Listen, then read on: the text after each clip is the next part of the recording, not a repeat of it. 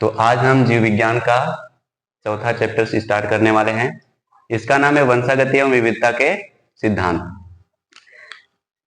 मतलब जीव विज्ञान की भी एक बहुत बड़ी शाखा होती है, उसी में आनुवांशिकी आता है। उसी आनुवांशिकी यानी जेनेटिक्स में हम वंशागति और विविधता के सिद्धांतों का अध्ययन करते हैं। तो सबसे पहले हेडिंग की शुरुआत हम किससे कर देते हैं? आनुवांशिकी से। ठीक है, तो हेडिंग लिख लीजिए आनुवांशिकी, जिसको अंग्रेजी में हम लोग कहते हैं जेनेटिक्स। ठीक है, जेनेटिक्स इसको हम बोलते हैं। तो इसकी परिभाषा क्या होती है? जीव विज्ञान की वह शाखा जिसके अंतर्गत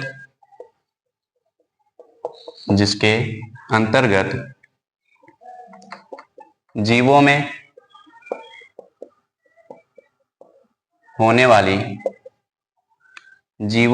वाली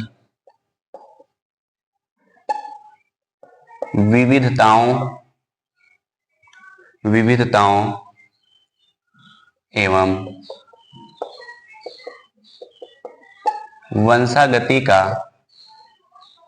वंशागति के सिद्धांतों का अध्ययन किया जाता है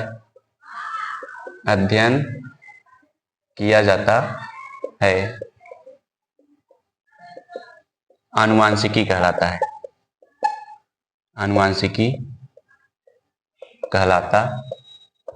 है। तो इसमें बताया जा रहा है कि अगर कोई भी संतान उत्पन्न हो रहा है तो उसके अंदर वो अपने जनक से किस प्रकार से भिन्न हो जाता है, या फिर बहुत सारे लक्षण उसके समान दिखाई देते हैं। तो इसका मतलब उसके अंदर कुछ ऐसे लक्षण थे जिसकी वजह से क्या हुआ कि जनक से उसके संतानों में आए, जिसकी वजह से क्या हुआ, वंशागति हुआ। और कुछ ऐसे परिवर्तन हो गए, परिवर्तन होने की वजह से उनके अपने जनक से थोड़ा लक्षण क्या उत्पन्न हुए, भिन्न उत्पन्न हुए। तो उसको हम क्या कहते हैं? विविधता कहते हैं। अब इसमें हम कुछ जरूरी चीजें समझ लेते हैं। देखो, आनुवांशिकी शब्द का प्रयोग जो सर्वप्रथम किया था, आनुवांशिकी शब्द का प्रयोग सर्वप्रथम बेटसन ने किया था। बेटसन ने की। ठीक है, मूलर ने कोशिका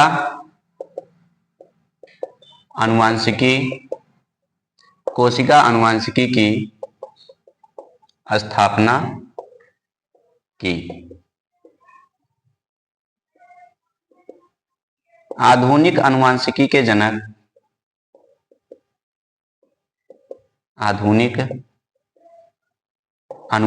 के जनक हम किसको बोलते हैं? ग्रेगर जॉन मेंडल को आधुनिक अनुवांशिकी के जनक बोलते हैं, क्योंकि इन्होंने ही अनुवांशिकी की नींव डाली थी। ठीक है, अपने प्रयोग के द्वारा 7 साल तक इन्होंने क्या किया था? प्रयोग किया था। ठीक है, अब ये तो हमने समझ लिया कि जीव विज्ञान की वह शाखा जिसके अंतर्गत हम जीवों में होने वाली वंशागति और विविधताओं के सिद्धांतों का अध्ययन करते हैं, उसे अनुवांशिकी कहते हैं। तो फिर ये वंशागति क्या होती है? आती है ना प्रश्न ये कि वंशागति क्या होता है, कोई भी पूछ सकता है, या फिर विविधता क्या होती है। ठीक है, तो हेडिंग हम क्या डाल लेते हैं? वंशागति। ठीक है, तो हेडिंग लिख लीजिए वंशागति, या इसी को और एक नाम से जानते हैं आनुवांशिकता। इसको हम बोलेंगे इनहेरिटेंस, या फिर बोल सकते हैं हेरिडिटी। एसिडिटी मत समझ लेना ना। अब ये क्या होता है, इसको हम थोड़ा सा समझ लेते हैं।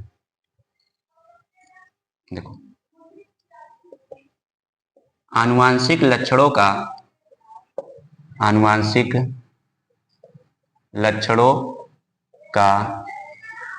एक पीढ़ी से दूसरे पीढ़ी में जाने की प्रक्रिया को क्या कहते हैं, वंशागति कहते हैं या फिर आनुवांशिकता कहते हैं, वंशागति कहते हैं। ठीक है, हमारे माता पिता के लक्षण हम में आ गए। ठीक है, उसी प्रक्रिया को हम क्या कहते हैं, वंशागति कहते हैं, यानी वंश के द्वारा आगति, मतलब वंश के द्वारा गति कर रही है क्या, लक्षण। कौन से लक्षण, आनुवांशिक लक्षण। आनुवांशिक लक्षण क्या होता है, हमारे माता पिता के भी 2 कान थे, हमारे भी 2 कान हैं, मतलब हम भी मनुष्य जैसे ही दिखते हैं, क्योंकि हमारे माता पिता भी मनुष्य जैसे दिखते थे। तो यही तो है ना कि हमारे बहुत सारे ऐसे लक्षण होते हैं जो हम अपने जनक जैसे दिखते हैं। ठीक है, तो कुछ आनुवांशिकी परिवर्तन होने की वजह से हम पूरी तरीके से एकदम क्लोन जिसको बोलते हैं, क्लोन क्या होता है, जो पूरी तरीके से आनुवांशिक रूप से एक जैसे हों।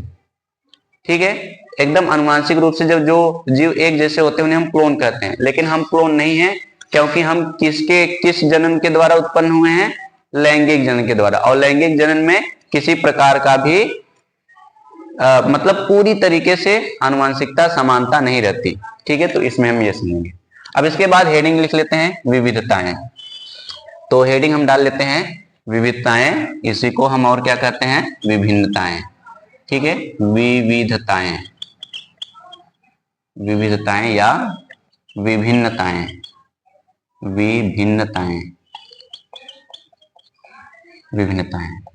अंग्रेजी में इसको हम वेरिएशन बोलते हैं, वेरिएशन। ठीक है, तो ये वही है कि चाहे वो जुड़वा बच्चे हों, चाहे वो एक ही माता पिता के संतान हों, लेकिन उनमें कुछ न कुछ विभिन्नताएं उत्पन्न हो जाती है। ठीक है, तो हम समझ लेते हैं कि विभिन्नताएं क्या होती हैं।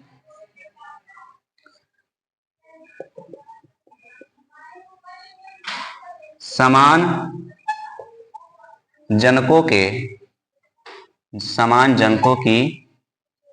संततियों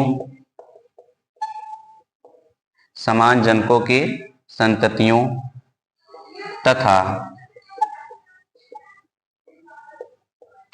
समान जाति के व्यक्तियों के बीच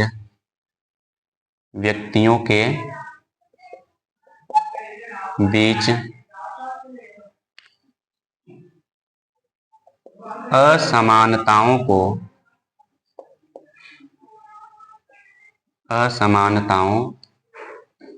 को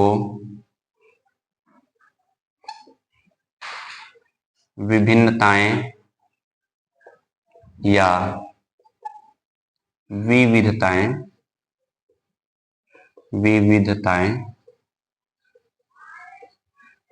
कहते हैं। तो इसमें क्या लिखा है कि समान जनकों के जो संतति होते हैं, चाहे वो जुड़वा हो या फिर जुड़वा न हो, या फिर समान जाति के जितने भी व्यक्ति हैं, उनके बीच जो असमानताएं होती हैं, जो असमान लक्षण होते हैं, उन्हीं को हम विभिन्नताएं या विविधताएं कहते हैं। ठीक है, तो यहां तक ये हमारा पूरा हो गया। अब इसका आप लोग स्क्रीनशॉट ले सकते हैं या फिर पॉज करके लिख सकते हैं। ठीक है, फिर उसके बाद हम क्लास को कंटिन्यू करते हैं।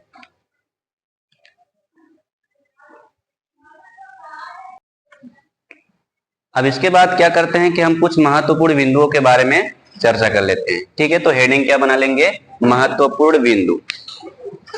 महत्वपूर्ण बिंदु क्या है कि हमारे पूर्वज क्या थे ना, कि इसके बारे में जानते थे। लेकिन उनको इसका वैज्ञानिक आधार नहीं पता था कि ऐसा क्यों होता है। तो सर्वप्रथम मेंडल ने शुरुआत किया था, इसलिए ही उनको हम क्या कहते हैं, अनुवांशिकी के जनक कहते हैं। महत्वपूर्ण बिंदु, ठीक है, इसको हम क्या करेंगे, पॉइंट वाइज करके लिखेंगे। तो पहला पॉइंट क्या हो जाएगा हमारा, देखो, मानव को 8000 से 10,000 वर्ष पूर्व, 10,000 वर्ष पूर्व यह ज्ञान था कि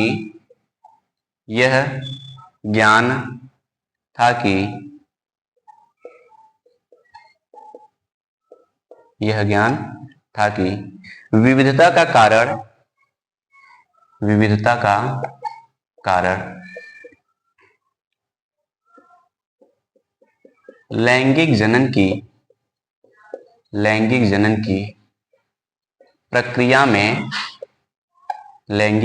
प्रक्रिया में छिपा है। तो उन्होंने क्या किया कि अलग अलग प्रकार के जाति एक ही थी, लेकिन उनकी नस्ल भिन्न भिन्न थी।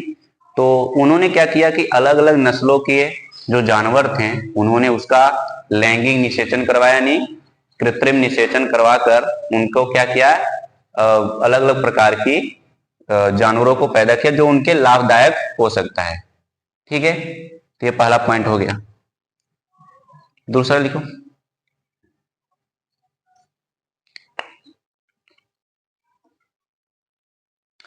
मनुष्यों ने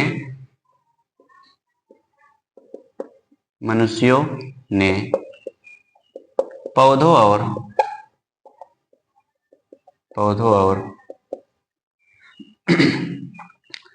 जंतुओं के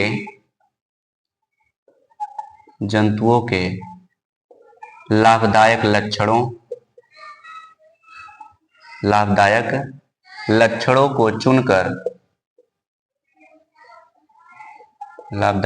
को चुनकर प्रजनन करवाया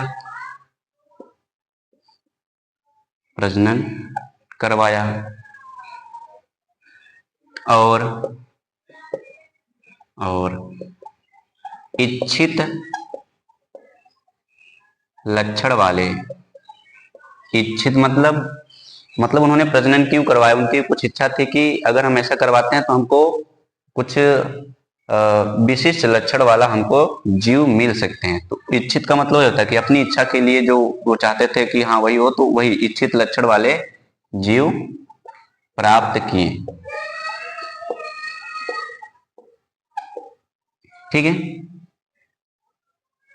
ये बताया गया कि 8000 से 10,000 वर्ष पूर्व जब खेती शुरू नहीं हुई थी, तभी से क्या था, उनको इसके बारे में ज्ञान था कि लैंगिक जनन की प्रक्रिया में ये सारी चीजें छिपी हैं कि विभिन्नताएं उत्पन्न हो जाती हैं।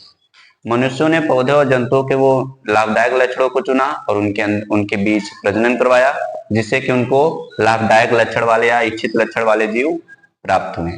ठीक है, इसमें एक एग्जाम्पल दिया है, उसको हम समझ लेते हैं, उदाहरण। ठीक है, जैसे पंजाब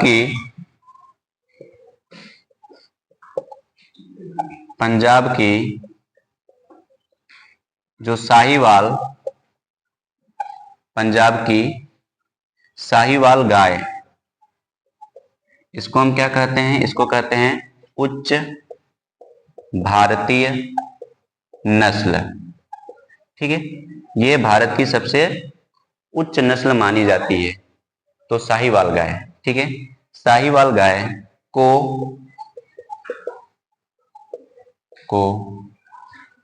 पुरानी जंगली गायों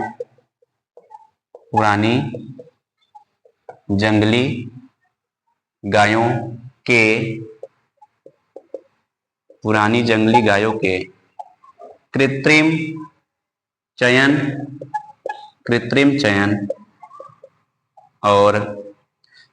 चयन और उनको पालतू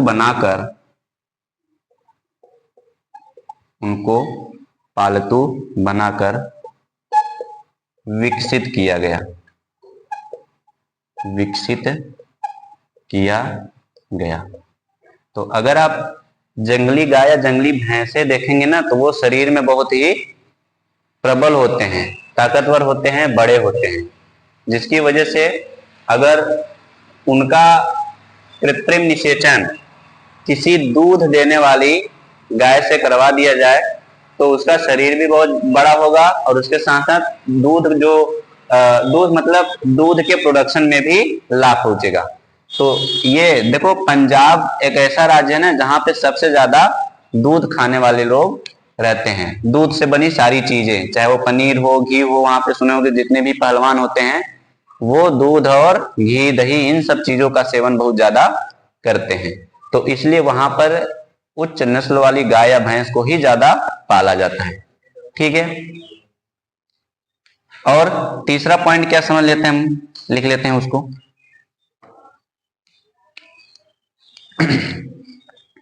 हमारे पूर्वजों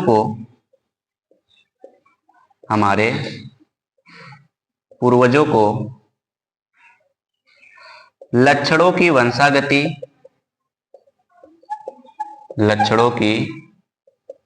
वंशागति और विविधता का ज्ञान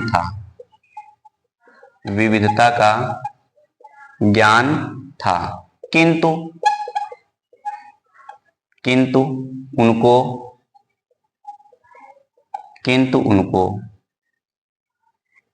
इन घटनाओं के वैज्ञानिक आधार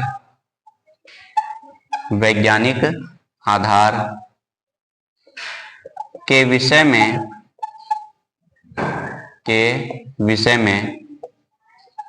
जानकारी नहीं थी। इस घटना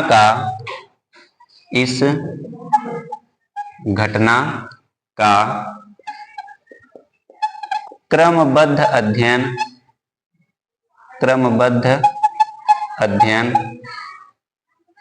मेंडल ने किया, जिसके बारे में हमने ऊपर चर्चा की। ठीक है, तो ये कुछ महत्वपूर्ण बिंदु थे जो हमको जानना जरूरी था।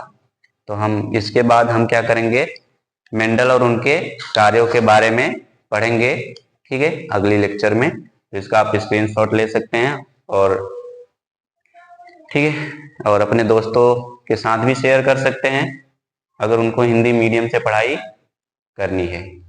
धन्यवाद।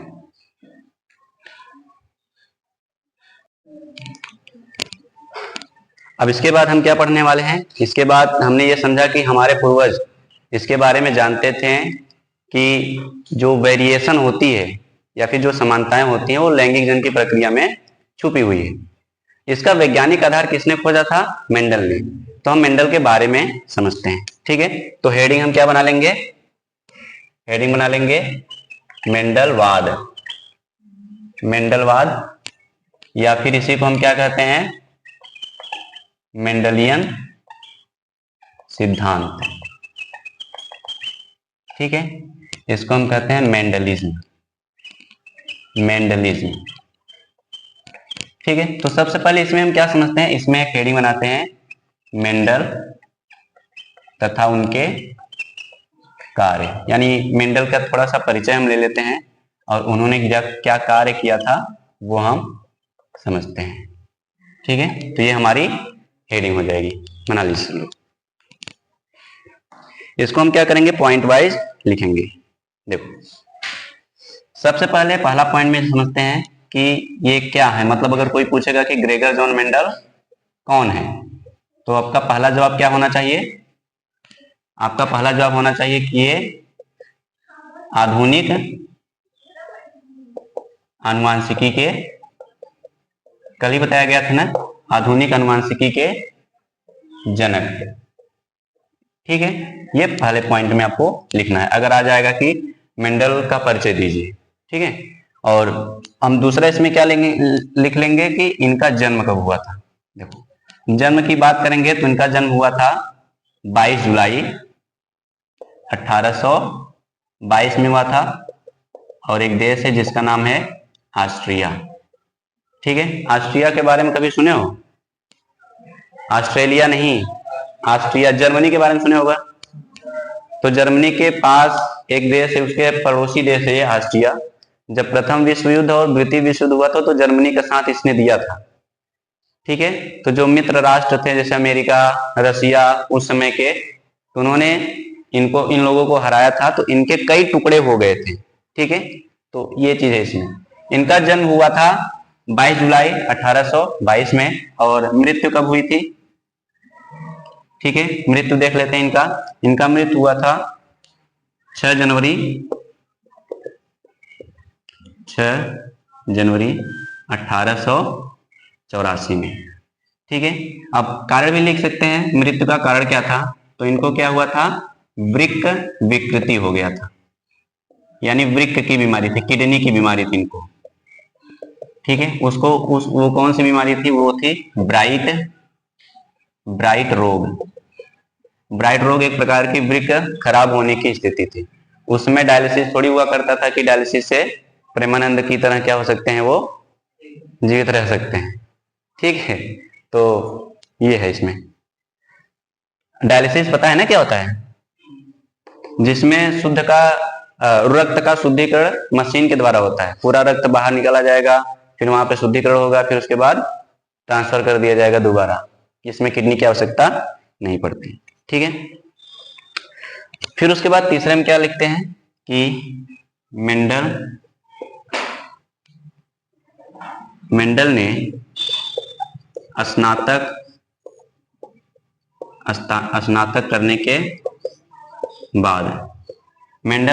करने के बाद ब्रून एक प्रकार के शहर का नाम है वहां का।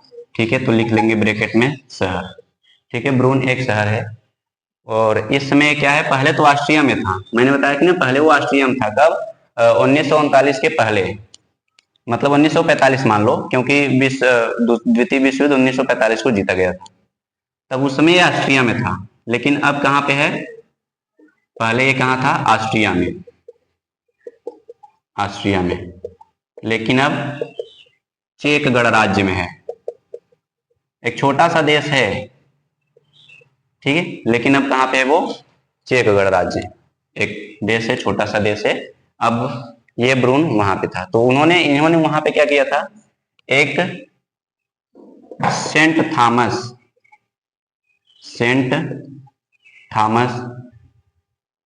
ब्रून में सेंट थॉमस के चर्च में सदस्यता ली, यानी मेंबरशिप जिसको बोल सकते हैं, सदस्यता ली। जैसे आप अगर किसी भी चैनल को सब्सक्राइब करेंगे तो वहां पे सब्सक्राइब लिखा रहेगा, लेकिन जब उसका हिंदी वर्जन देखेंगे तो वहां पे लिखा रहेगा सदस्यता ले, यानी अब इस चैनल के आप क्या हैं? सदस्य हैं। तो वो मेंबरशिप जिसको बोलते हैं, सदस्यता ली। और क्या बने इसके बारे में पता है ना, कि मेंडल कौन है, मतलब कौन थे? और चर्च के पादरी बने। पादरी तो पता है ना, जैसे हिंदुओं में पुरोहित या फिर पंडित होते हैं, वैसे ईसाई धर्म में फादर या फिर पादरी होते हैं। ठीक है, हाँ, और मुस्लिम धर्म में मौलवी होते हैं। ठीक है, तो ये होता है इसमें। चौथा पॉइंट में क्या लिख लेते हैं? मेंडल एक कुशल गणितज्ञ थे। मेंडल एक कुशल गणितज्ञ थे। इन्होंने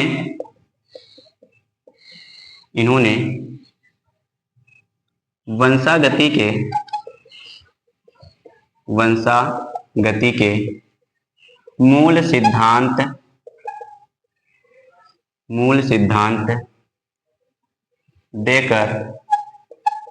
सिद्धांत देकर आधुनिक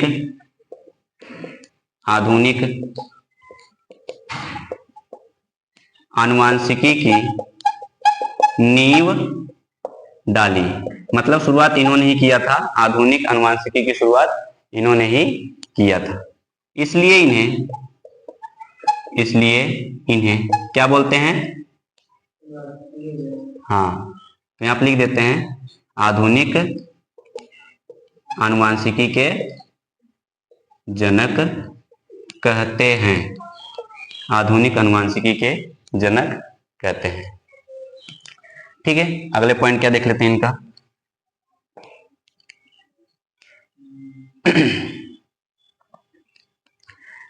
मेंडल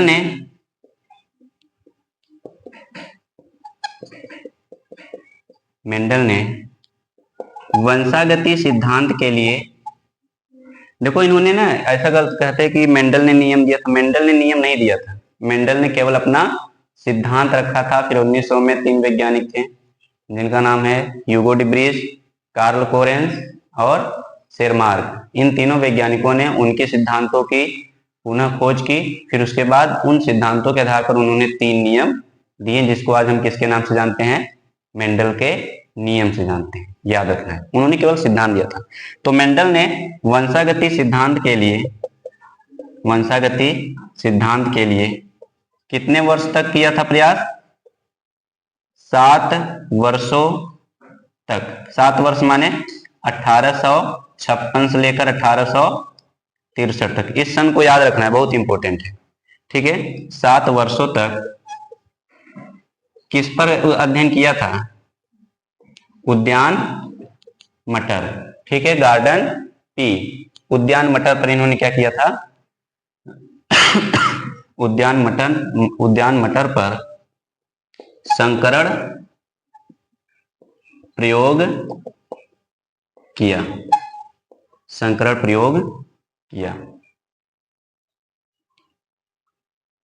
जो 1865 में नेचुरल